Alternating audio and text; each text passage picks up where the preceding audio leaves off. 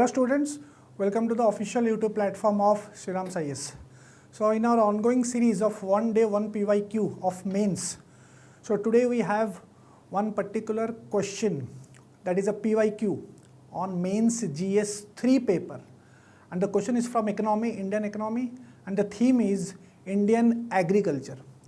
पहले क्वेश्चन को देखते हैं, फिर उसको हम डिकोड करेंगे और एक मेंस फॉर्मेट में किस तरीके से लिखना होता है वो हम आज बात करेंगे. फाइन, ठीक है. सो क्वेश्चन क्या है? What are the main bottlenecks? What are the main bottlenecks? Bottlenecks means issues और problems in upstream and downstream process of marketing of agricultural products in India. So basically पहले जब हम क्वेश्चन पढ़ते हैं हमको इतना तो पता चल गया कि question is about agriculture, but question का इन पर्टिकुलर डिमांड भी डिकोड करना है. सो हर क्वेश्चन का पहले हम उसको डिमांड को डिकोड करेंगे, फिर क्या पूछा गया है, किस टॉपिक पे पूछा गया है और किस तरीके से लिखना है मैं अभी आपको बताने वाला हूँ. Fine. So before going to the question, first of all एक आपको स्ट्रक्चर यहाँ पे दिखा देता हूँ कि स्ट्रक्चर होता कैसा है. स्ट्रक्चर, ठीक है.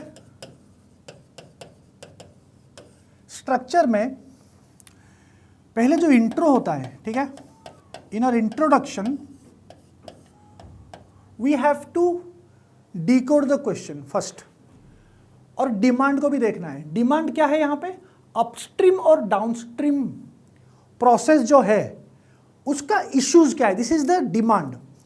और डिमांड जो होता है हम उस डिमांड को इंट्रो में नहीं लिख सकते. मतलब जो पूछा गया है उसको हम बॉडी पार्ट में लिखेंगे. जो आंसर का बॉडी पार्ट होता है, जो बीच में बॉडी पार्ट होता है वहां पे लिखेंगे. उससे पहले समझना भी है कि अपस्ट्रीम और डाउनस्ट्रीम इश्यूज इन एग्रीकल्चर होता क्या है. बट उससे पहले इंट्रो में क्या लिखेंगे? इंट्रो में हमेशा we have to create a context. First we have to create a context.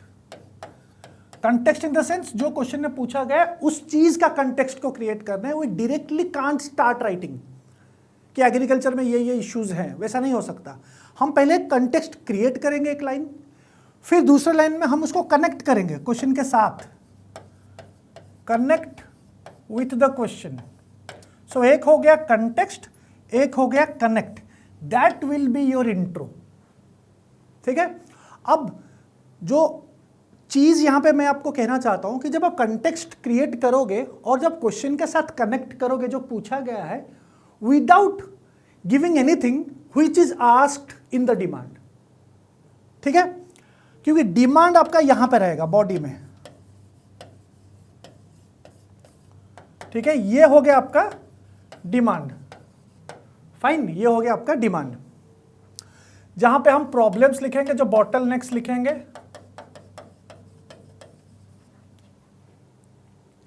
Bottlenecks लिखेंगे. ठीक है, किसका? अपस्ट्रीम का और डाउनस्ट्रीम का. मैं आपको बताऊंगा क्या अपस्ट्रीम और क्या डाउनस्ट्रीम इस चीज में होता क्या है. ये हम एड्रेस करने के बाद, because it is an issue, और वन मोर चीज यहां पे आता है, जहां पे क्वेश्चन में एक इश्यू बेस्ड क्वेश्चन है, when there is an issue based question you have to also use a way forward. Because issue है तो सजेशन भी रहेगा. वो बॉडी के अंदर ही आएगा, वो बॉडी से अलग नहीं है, ना ही वे फॉरवर्ड कंक्लूजन है. Now make things very clear, way forward and conclusion both are separate things, both are different things. Way forward तभी आता है when there is a real issue. Okay, issue based question में way forward automatically आता है in the body. You can't write way forward in all questions. Fine, wherever you find an issue. अब जब हम decode में question को decode कर रहा हूं तो यहां पे मुझे पूरा दिख रहा है कि ये एक इश्यू है. बॉटलनेक्स का मतलब इश्यू ही है. ठीक है, तो मैं बॉडी में इसको एड्रेस करूंगा. Finally when I come to conclusion, finally when I come to conclusion, पहले तो यहां पे बच्चे क्या करते हैं, इतना बॉडी में लिख देते हैं कि उनके पास जगह नहीं बचता है to write conclusion. And conclusion also carries some marks, 1.75 to 2 marks के अराउंड कंक्लूजन में भी होता है. बिकॉज मेंस आंसर में it is the overall impact of the answer. ऐसा नहीं कि सिर्फ बॉडी को जज किया जाएगा या फिर सिर्फ इंट्रो को जज किया जाएगा या फिर सिर्फ conclusion, it is a mix of everything. वहां पे आपका एनालिसिस, आपका स्ट्रक्चरिंग, ये स्ट्रक्चरिंग है, राइट? आपका एनालिसिस, आपका examples, everything will come into play when they give you marks when it comes to mains.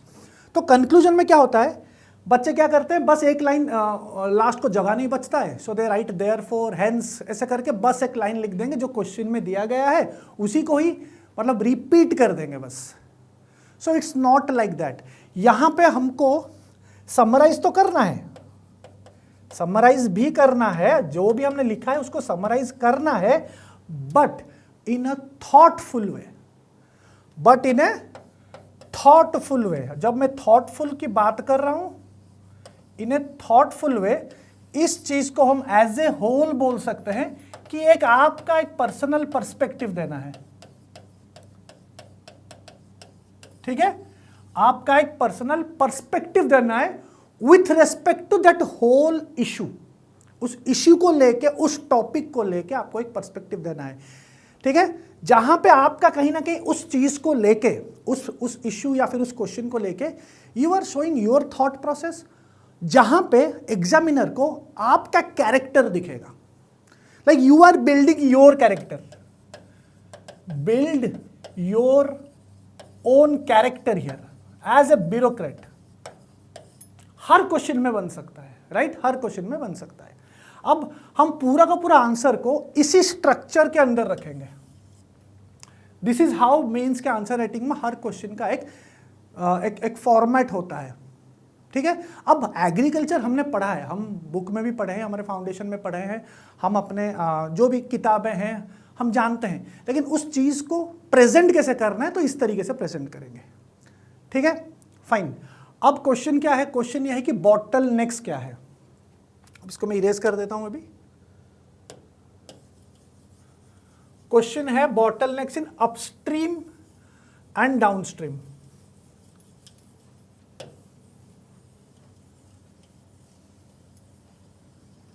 Upstream and downstream, उसी जो फॉर्मेट मैंने अभी आपको बताया, उसी फॉर्मेट में ये सारे के सारे इंफॉर्मेशन को हम फिट करेंगे, फिट इन करेंगे, ताकि पूरी तरीके से एक कोहेरेंट आंसर बने और डिमांड को भी सेटिस्फाई करे और हम एंड में अपना पर्सपेक्टिव भी इसके ऊपर एक प्रेजेंट करें।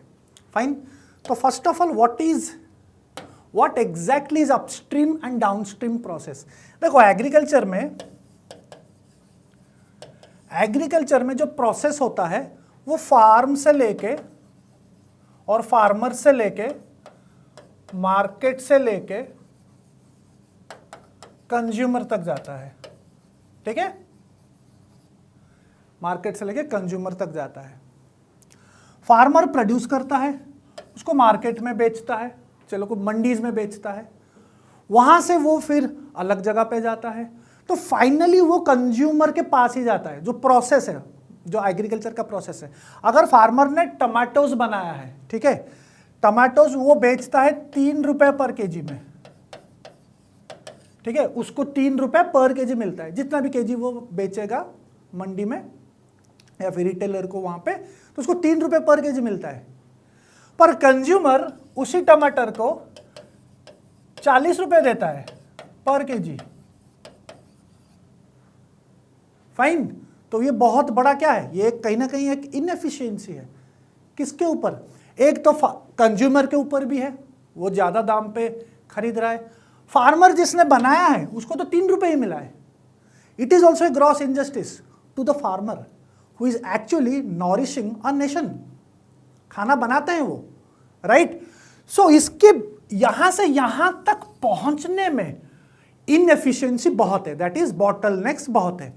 वही बॉटलनेक्स 2 पार्ट में डिवाइड किया गया है, एक है अपस्ट्रीम, एक है डाउनस्ट्रीम। अब अपस्ट्रीम और डाउनस्ट्रीम क्या होता है? अपस्ट्रीम होता है जब तक वो मार्केट तक पहुंचता है वो प्रोड्यूस, क्या क्या प्रॉब्लम्स है, till it reaches the market, till the produce reaches the market, ठीक है? डाउनस्ट्रीम इश्यूज क्या होता है? हार्वेस्टिंग के बाद जो इश्यू होता है, ठीक है, आफ्टर इश्यूज आफ्टर हार्वेस्टिंग,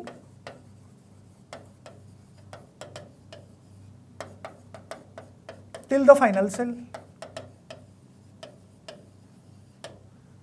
तो हमारा जो डिमांड है क्वेश्चन का, इन दोनों का अलग अलग का इश्यूज मेंशन करना है, राइट। अब मेंशन जो करना है, दिस इज डिमांड। पर हमने अभी क्या बात किया, पहले हम कंटेक्स्ट क्रिएट करेंगे। इंट्रो में क्या होता है, context creation, you have to create a context and then you have to connect with the question without giving any data related to the demand, but we have to connect with the question, ठीक है। हमको context पता चल गया। अभी हमको context क्या है, एक फार्मर जब यहां से प्रोड्यूस यहां से वहां तक जाता है ना, जो इनएफिशिएंसी है, वो हो गया एक काइंड ऑफ कनेक्टिंग क्वेश्चन, जो कनेक्ट दिया है। ये तो प्रॉब्लम है, मैंने कनेक्ट करना अभी इसको इंग्लिश में लिख के, लेकिन एक कंटेक्स्ट भी तो बनाना है। अभी कंटेक्स्ट बनाएंगे। सो इंट्रो में how to create a context, हम जब कंटेक्स्ट क्रिएट करेंगे विदाउट गिविंग द डिमांड जो पूछा है, कंटेक्स्ट हम टॉपिक के साथ करेंगे। टॉपिक क्या है, एग्रीकल्चर है, ठीक है। डिमांड क्या है, बॉटलनेक्स पूछा है, अपस्ट्रीम एंड डाउनस्ट्रीम। सो जब मैं अभी शुरू करूंगा, while creating a contest, I'll start writing India is primarily an agrarian country. Primarily an agrarian country. ठीक है। A farmer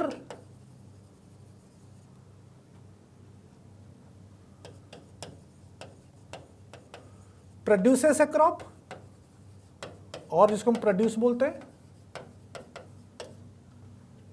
and this produce reaches the final consumer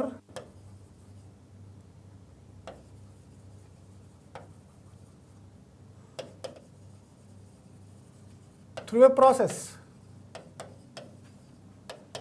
that is produce to market to consumer, ठीक है। सो I created a context. मैंने problems को मैंने बताया नहीं है, क्वेश्चन क्या पूछा है, प्रॉब्लम के बारे में पूछा है। नाउ कंटेक्स्ट के बाद मैं क्वेश्चन के साथ सिर्फ कनेक्ट कर दूंगा। कैसे कनेक्ट करूंगा, प्रोसेस यहां तक, मतलब यहां से शुरू होता है प्रोड्यूस, और फार्म आप कह सकते हो और फार्मर कह सकते हो। However,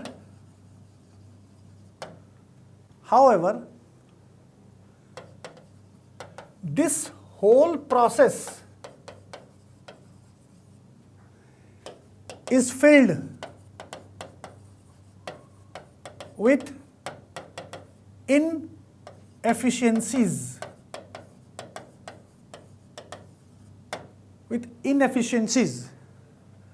That is जो क्वेश्चन में पूछा है, that is upstream and downstream. Upstream and downstream bottlenecks. Fine, ये हो गया हमारा इंट्रो। हमने यहां पे कंटेक्स्ट क्रिएट भी कर दिया, क्वेश्चन के साथ कनेक्ट भी कर दिया, और यहां पे इसी के अंदर ही हम थोड़ा एक लाइन बता देंगे कि अपस्ट्रीम क्या है, डाउनस्ट्रीम क्या है, ब्लॉक डायग्राम में बता देंगे, ठीक है।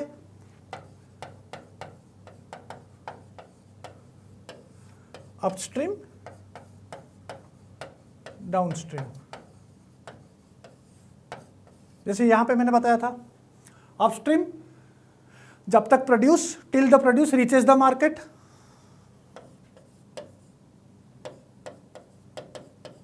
till the produce reaches the market, downstream यहां पे मैंने लिखा था after harvesting till the final sale, क्या क्या प्रॉब्लम है?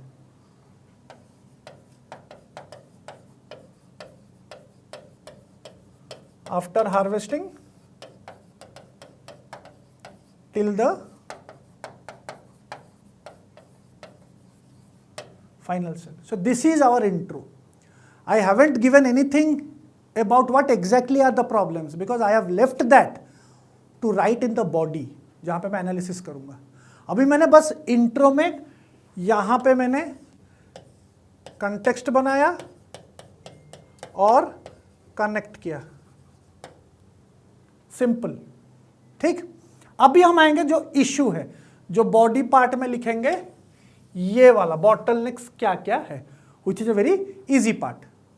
तो कहने का मतलब है क्वेश्चन को हमको एक कोहेरेंस वाइज लिखना है, हम सिंपली ऐसे ही स्टार्ट नहीं कर सकते. ठीक है, okay. Now coming to the body part और एनालिसिस. तो यहां पे जो आपका पढ़ाई है, जो आपने पढ़ा है एग्रीकल्चर पे, जो आप प्रीलिम्स के लिए भी पढ़ते हो, वो काम आएगा. यहाँ पे जो जो प्रॉब्लम्स है, mostly everybody knows it, agriculture का जो प्रॉब्लम्स है, अगर आप क्लियरली डिफरेंशिएट कर दोगे कि अपस्ट्रीम इशू क्या है, डाउनस्ट्रीम इशू क्या है, तो आप यहाँ पे आराम से लिख सकते हो. ठीक है, तो एनालिसिस में अपस्ट्रीम बॉटलनेक्स,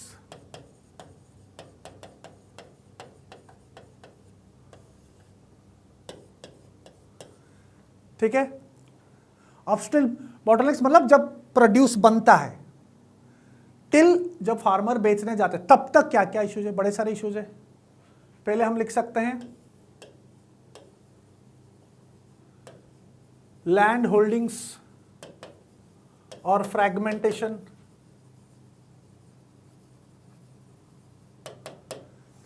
अब स्मॉल एंड मार्जिनल फार्मर्स के पास बड़े कम लैंड होल्डिंग्स है, जिसके वजह से प्रोड्यूस कम होता है, सरप्लस नहीं है उनके पास, जिसके वजह से उनका बार्गेनिंग पावर लॉस हो जाता है, क्योंकि प्रोड्यूस ही कम है ना, क्योंकि उनके पास लैंड होल्डिंग्स कम है. तो जब आप ये लिखोगे कि लैंड होल्डिंग्स और जो लैंड फ्रैगमेंटेशन हुआ है, तो जो स्मॉल एंड मार्जिनल फार्मर्स है उनके पास जब कम लैंड है, तो यहां से होता क्या है, लेस सरप्लस प्रोडक्शन, जिसके वजह से low bargaining power with retailers. Low bargaining power with retailer. एक ही लाइन पे आपको दिस इज एनालिसिस, मतलब ये प्रॉब्लम है जिसके वजह से ये हुआ है, जिसके वजह से लो बार्गेनिंग पावर हो रहा है. This is how you have to write in a line. ठीक है, आप एक पॉइंट को लैंड होल्डिंग्स, एक पॉइंट लो बार्गेनिंग पावर, वैसा नहीं लिख सकेंगे, तो फिर वो रिपीट हो जाएगा. आपको एक ही पॉइंट में क्लियर कट उसका जो पेरिफेरल प्रॉब्लम्स है उसको ऐड करके एक ही पॉइंट में लिखना है. ठीक है, और क्या है, कॉस्ट बहुत ज़्यादा है, कॉस्ट ऑफ प्रोडक्शन ज़्यादा होता है, वो भी एक प्रॉब्लम है.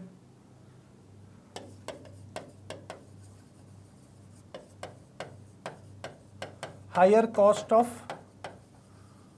प्रोडक्शन, एग्जाम्पल में आप सीड्स की बात कर सकते हो, फर्टिलाइजर्स की बात कर सकते हो.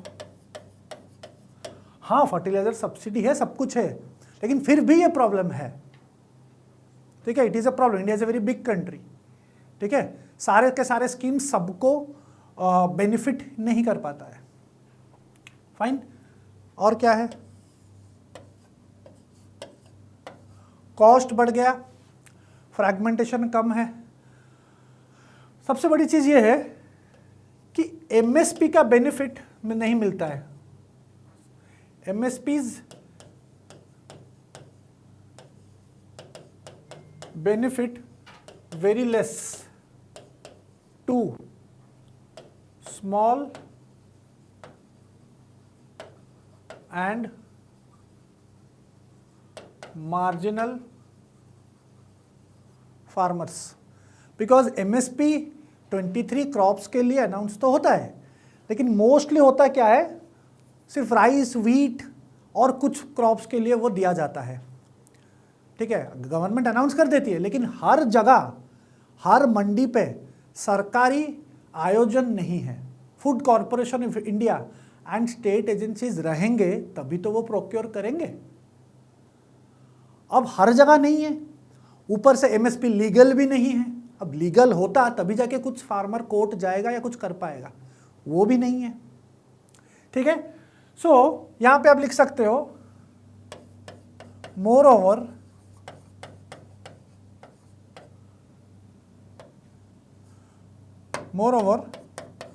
Food corporation of India and state agencies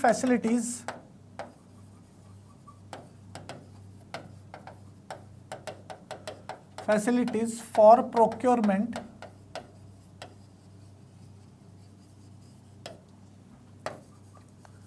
are not available everywhere across India। अब जब अवेलेबल नहीं है तो उसको बेचना तो पड़ेगा ना, उसको बेचना पड़ेगा चाहे जो भी दाम हो। ठीक, वो नहीं है। Lack of access to credit, access to institutional credit,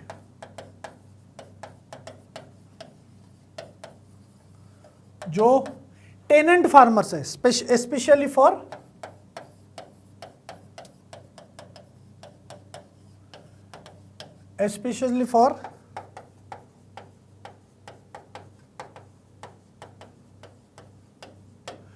tenant farmers, जो ओनर नहीं है, जो टेनेंट फार्मर्स है, ठीक है, उनके पास डॉक्यूमेंट्स नहीं होते हैं, तो वो बैंक जाते हैं, उनको लोन मिलेगा भी नहीं।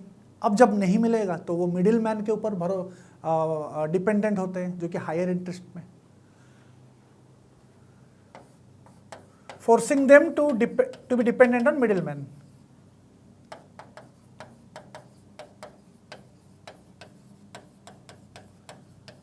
Dependent on middle man lenders, ठीक है, उसके ऊपर, और हायर इंटरेस्ट में होता है, वो भी आप लिख सकते हैं। सो बेसिकली ये सब अपस्ट्रीम बॉटलनेक से। और भी एक है,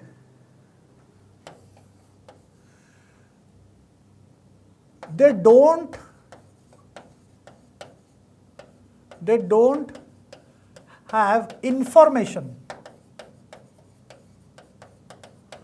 on market prices। Market prices कब कम होता है, कब बढ़ता है, कब बढ़ेगा, कब होगा, उनको ज़्यादा इंफॉर्मेशन नहीं रहता। तो इंफॉर्मेशन एसिमेट्री है, ठीक है, तो वो भी एक पॉइंट है, बिकॉज दे कांट डिसाइड कि अभी जाके मैं बेचूंगा, उन्होंने बना दिया, उनको बेचना पड़ेगा। तो मार्केट के प्राइसेस के ऊपर उनका कोई वो नहीं है, उनका होल्ड नहीं है basically. So these are the problems. Land holdings का प्रॉब्लम है, हायर कॉस्ट का प्रॉब्लम है, एमएसपी का इश्यू है, ठीक है, lack of access to credit है, they do not have information on market, दो इंफॉर्मेशन एसिमेट्री वे। So these are all upstream bottlenecks. Fine. So आपको देखो अगेन 250 वर्ड्स के अंदर लिखना है, ठीक है, so you can't keep on explaining सिर्फ अपस्ट्रीम, बिकॉज अपस्ट्रीम के बाद डाउनस्ट्रीम भी लिखना है। सो आपको उसी वर्ड लिमिट के अंदर में, उसी वर्ड लिमिट के अंदर में आपको लिखना है। तो ये एक पर्टिकुलर स्किल है, वो लिखते लिखते ही होगा, वो लिखते लिखते, जैसे मैं यहाँ पे लिख रहा हूँ, आप अगर मेरे साथ ऐसे ही डेली लिखोगे तभी जाके वो एक पर्टिकुलर आर्ट डेवलप होता है आंसर राइटिंग के लिए। बिकॉज देखो आंसर राइटिंग में जब आप स्पॉट पे एग्जाम के दिन आंसर लिखोगे तो वहाँ पे आपके लिए सोचने के लिए टाइम नहीं है। You have to read the answer, analysis करोगे, एग्जीक्यूट करोगे, फिर डायरेक्टली लिखोगे। वो सबके सब 8-9 मिनट के अंदर ही लिखना है, तभी जाके 20 को सवाल अटेंड कर पाओगे। फाइन।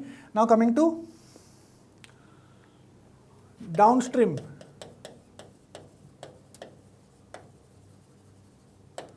Downstream bottlenecks. तो डाउनस्ट्रीम बॉटलनेक्स में पहला प्रॉब्लम क्या है? फर्स्ट प्रॉब्लम क्या होता है? फर्स्ट प्रॉब्लम ये होता है कि फार्मर के पास वेयर हाउस कैपेसिटी कम है, ठीक है, वीक वेयर हाउसेस, या फिर वेयर हाउस है ही नहीं, ठीक है, फॉर पेरिशेबल प्रोड्यूस, फ्रूट्स जैसे कि खास करके, example fruits, so they have to sell it, तो उनको सेल करना जरूरी है क्योंकि पेरिसेबल है। सो वेयर हाउस या फिर poor storage, fruits and vegetables का यहां पे आप फ्रूट्स एंड कुछ वेजिटेबल्स का यहां पे आप एग्जाम्पल लिख सकते हो। दूसरा क्या है,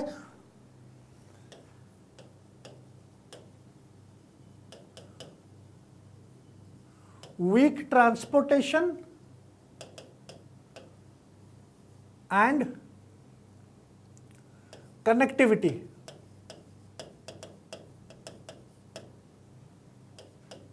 टू मंडीज, ट्रांसपोर्टेशन वीक है, कनेक्टिविटी ठीक नहीं है, रोड खराब हो सकता है, you have to connect, road भी खराब हो सकता है, फाइन, जिसके वजह से यहां पे हम लिख सकते हैं कनेक्टिव एंड रूरल रोड्स। तो पहुंचते पहुंचते ही वो जो प्रोड्यूस है वो खराब हो जाता है, जब खराब हो जाएगा तो बेचने में प्रॉब्लम होता है। तीसरा क्या है, लिमिटेड फूड प्रोसेसिंग फैसिलिटीज, सरकार को फूड प्रोसेसिंग पे और ध्यान देना है, अभी तो ध्यान दे रही है लेकिन और भी ध्यान देना है, बिकॉज हम फॉर एग्जाम्पल मैं टमाटर का एग्जाम्पल आज क्लास के इनिशियल में बोला था, हम टमाटर को बेच रहे हैं, हम केचप को नहीं बेच रहे हैं, हम टमाटर से केचप बनता है, टमाटर का प्यूरी बनता है, वो प्रोसेसिंग पे भी ध्यान देना है। ये देखो बात क्या है ना, हम यहाँ पे पूरा एग्रीकल्चर का इकोसिस्टम के बारे में बात कर रहे हैं, शुरुआत से लेके पूरा कंज्यूमर तक। तो जब हम सारे इकोसिस्टम की बात करें तो हमको सारे एक एक चीज लिखना पड़ेगा यहाँ पे। जैसे कि एग्जाम्पल, हमको टमाटर तक ही लिमिट नहीं होना है, यहां से किस तरीके से वो केचप बनेगा उसको भी फोकस करना है, उसको भी फोकस करना है, ठीक। यहां पे और एक चीज ये है, फार्मर्स को they depend on middle man in mandis, dependence on middle man in mandis, जहां से उनका खर्चा भी और बढ़ जाता है, कमीशन रखते हैं मिडिल मैन, वहां पे कमीशन रखते हैं। सो ये कुछ प्रॉब्लम्स हैं जो कि आपको इस तरीके से लिखना है। अब हमने यहां पे बॉडी के बारे में, बॉडी में तो लिख दिया, काफी सारे इश्यूज हमने लिख दिया, लेकिन इस पूरा इशू के ऊपर because it is an issue तो हमको कुछ वे फॉरवर्ड भी देना है। जब हम way forward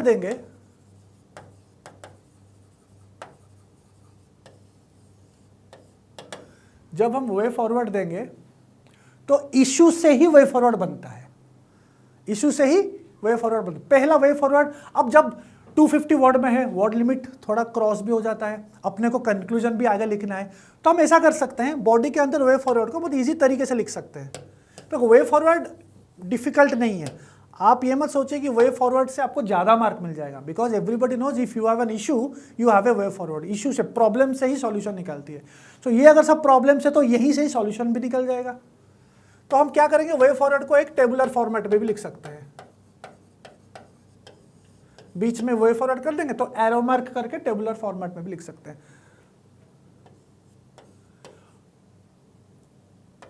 enhance e-NAM, e-NAM electronic national agriculture marketing, जो हम न्यूज में पढ़ते हैं, उसको थोड़ा और एनहांस करो, वो तो है लेकिन और एनहांस करो। अब अगर आपको पता है, ये भाई हमने एक प्रॉब्लम दिया था, लैंड होल्डिंग का प्रॉब्लम दिया था, सबके पास छोटे छोटे लैंड है, तो फार्मर प्रोड्यूसर ऑर्गेनाइजेशंस को और प्रमोट करो ताकि वो एक साथ हो जाए, तो उनका बार्गेनिंग पावर भी बढ़ जाए। यहाँ पे अपने प्रॉब्लम लिखा था लो बार्गेनिंग पावर, तो वो सॉल्व हो जाएगा। जैसे आप प्रॉब्लम लिखे उसी के हिसाब से सॉल्यूशन देना है। मैं ये नहीं बोलूँगा कि सारे प्रॉब्लम्स का एक एक सॉल्यूशन है, वैसा नहीं है, 3-4 सॉल्यूशन तो निकल के आ भी सकता है। ठीक है, प्रमोट फूड प्रोड्यूसर ऑर्गेनाइजेशंस, उसको प्रमोट करना है। ठीक है, और क्या प्रॉब्लम है? वेयर हाउस का प्रॉब्लम है, तो सरकार को इन्वेस्ट करना चाहिए कोल्ड स्टोरेज वेयर हाउस पे। ठीक है, ताकि वेस्टेज ना हो, बिकॉज इसके चक्कर में प्राइस भी तो बढ़ता है ना, आगे फूड इन्फ्लेशन इसी से तो होता है ना, जब सप्लाई कम हो जाती है, ठीक है, तो प्राइस बढ़ता है, ये बेसिक इकोनॉमी फैक्ट है। तो यहां पे हम लिख सकते हैं more investment in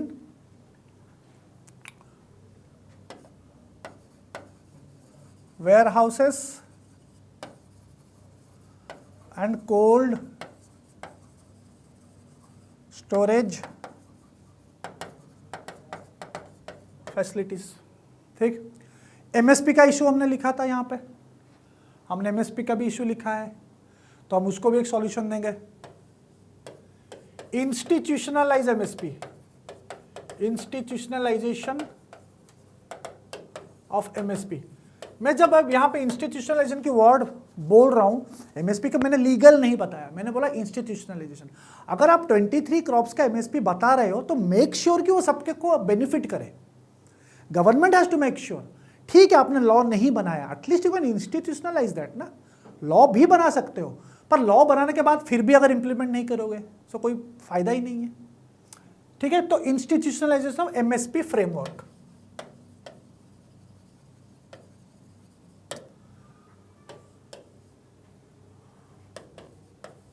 more focus on food processing industries. ठीक है, तो कुछ वे फॉरवर्ड मैंने यहां पे दे दिया है। See I am writing the answer as if I am writing in a live format में। जब देखो, आपको आंसर उसी तरीके से अपने आप को रखना है जब आप सेम आंसर को रिप्रोड्यूस कर सकते हो एग्जाम के दिन। ठीक है, make it as if when you write, अभी तो आप इनिशियली लिख रहे हो, तो थोड़ा लिखने के बाद ऐसा लिखना कि आप एग्जाम में जैसे लिख रहे हो। ठीक, बट फॉर्मेट में, अच्छे फ्रेमवर्क में, अच्छे फैक्ट्स के साथ। तो ये हो गया आपका पूरा का पूरा बॉडी यहां पे खत्म हुआ। You can write more also, but because I have to stick in word limit also. तो ऐसा नहीं कि मुझे आता है तो सिर्फ मैं लिख दूं, वैसा नहीं, वर्ड लिमिट पे रहना है। And when you write this, it is understood कि you have understood the question, the examiner will also understand you have understood the question and you are writing it in a very coherent manner. आपने यहाँ पे context बनाया, connect किया, problems बताए, issues बताए। ठीक है, आपने कुछ सजेशन भी दे दिया। ठीक, आपने लगभग 1 2 3 4 5 सजेशन भी दे दिया। ठीक है, अब फाइनली हम क्या करेंगे, कंक्लूड करेंगे। No need to write conclusion, आपको कंक्लूजन एज ए टर्म लिखना नहीं है, CONCLUSION लिखना नहीं है, पर यहां पे मैं क्या करूंगा, मैं एक पर्सपेक्टिव दूंगा and that should be thoughtful. And conclusion should not look like an introduction. Conclusion should not repeat what you have already said. You have already said this. ठीक है, do not write कि ये करना है, because you have already mentioned this. हमको कुछ ऐसा लिखना है ताकि it is more of thoughtful with particular to that particular issue. अब thoughtful कैसे बनाऊंगा? अब ये पर्सपेक्टिव है, जब पर्सपेक्टिव है तो it will be individual also, individualistic. आपका पर्सपेक्टिव आपका, मेरा पर्सपेक्टिव मेरा, it will be individualistic in nature, but it should B thoughtful so that it defines your character. Fine, and it should come from within. Within मतलब आपके अंदर से, आपके अंदर का सोल, आपने जो पढ़ाई किया है, आपका समझ क्या इस चीज पे, वो दिखना चाहिए। ठीक है, सो कोशिश करते हैं कि लिखेंगे।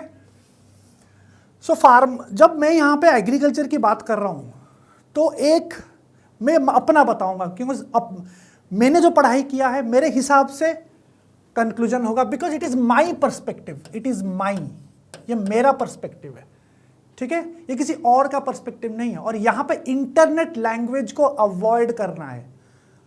ये आपका इंटरनेट लैंग्वेज नहीं, ये आपका पढ़ाई भी नहीं, ये आपने पढ़ाई की समझ है। पढ़ाई हो गया यहाँ पे ये सब आपकी पढ़ाई है, ये आपने पढ़ा है, अपने बुक से पढ़ा है, ठीक है। पर ये जो आप लिखेंगे ये हमारी पढ़ाई नहीं, हमारी पढ़ाई की समझ है कि मैंने कितना समझा इस चीज को। ओके, तो मैं यहां पे कोशिश करता हूं। इंडियन एग्रीकल्चर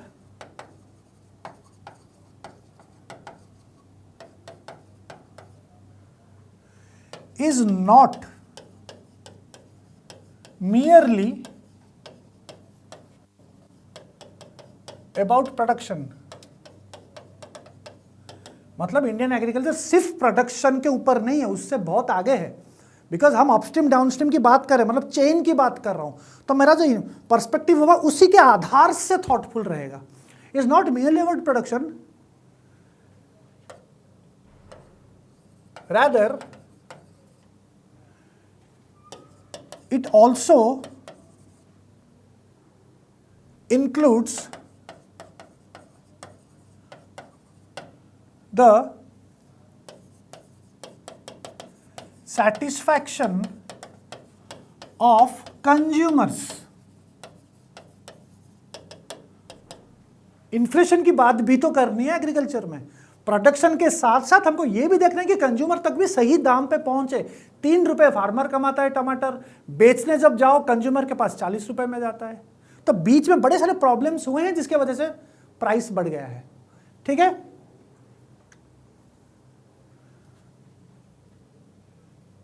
अ फार्मर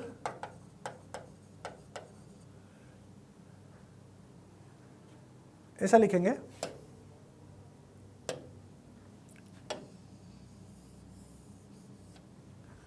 अब मैं थॉटफुल करूंगा इसको, ठीक है। अब मैं अगर थॉटफुल करूंगा तो it should be deep and emotional also, because it is about farmer. हर चीज में इमोशनल नहीं होना है। Because it is farmer so I will be emotional, because it is agriculture so I will be emotional. Why? Because it is my perspective. It is high time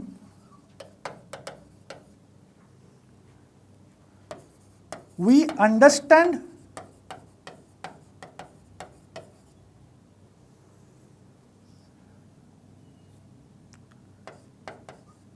the sweat of a farmer, sweat of a farmer in his each grain means produce, her grain में एक उसका मेहनत जाता है। It is high time you understand that the sweat of a farmer in his each grain, because they are not merely farmers, rather they are, वो nourish करते हैं, they are nourisher of the nation. Fine. तो इस तरीके का एक perspective, आप अपना पर्सपेक्टिव भी एक बार कंक्लूजन में मुझे कंक्लूजन में जो होता है आप कमेंट बॉक्स में लिख के दिखाओ कि किस तरीके का थॉटफुल, बड़े सारे थॉटफुल पर्सपेक्टिव्स यहां से बन सकता है। आप डिग्निटी के बारे में लिख सकते हो, मिलियंस ऑफ फार्मर्स की डिग्निटी इज एट रिस्क, हम वो भी लिख सकते हैं, ठीक है। But because it comes from inside, right. अभी यहां पे मेरे को ये आया लिखने के लिए तो मैंने लिखा, ठीक है। आप भी अपना सब शेयर कर सकते हो अपने कमेंट बॉक्स में। जैसे कि मैंने यहाँ पे लिखा, Indian agriculture is not merely about production, rather it also include the satisfaction of consumers. दोनों के बारे में बात किया। फिर मैं एंड कर रहा हूँ फार्मर पे। It is high time we understand the sweat of a farmer in his each grain, because they are not merely farmers, rather they are the nourisher of the nation. Nourishers मतलब वो nourish करते हैं nation को, सिर्फ खाना नहीं बनाते, दोनों में फर्क है, ठीक है। सो उनका डिग्निटी को रेस्पेक्ट करना बहुत जरूरी है। तो एग्रीकल्चर रिलेटेड क्वेश्चन में आप हमेशा कंक्लूजन में एक फार्मर का जो डिग्निटी है, जो उसको वो डिग्निटी, जो इज्जत उसको चाहिए, वो हम शायद नहीं दे पा रहे हैं। तो उस इज्जत को अगर हम रेस्पेक्ट करेंगे, और एग्रीकल्चर तभी ग्रो करेगा, because agriculture, India is an agrarian country, जो मैं पहले इंट्रो में लिख दिया हूं। अब इस तरीके से मैं आंसर को एंड कर रहा हूं, ठीक है। So that's it from my side, thank you.